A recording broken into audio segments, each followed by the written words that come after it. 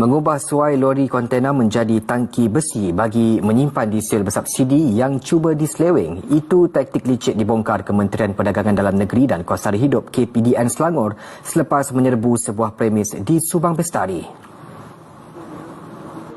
Serbuan jam 8.30 pagi semalam hasil resikan selama sebulan dengan kerjasama cawangan khas Ibu Pejabat Polis Kontingen IPK Selangor. Peperiksaan mendapati struktur badan lori kontena diubah suai dengan pemasangan tangki besi berkapasiti 18,000 liter serta pam bagi menyedut dan memindahkan bahan api itu.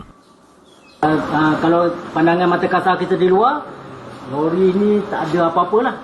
Tetapi dia modified pam di depan tu, sedut minyak. Ada, nanti saya tunjukkan cara model friendly yang dia terus tendang minyak tu sehingga masuk ke dalam tangki yang sesuai.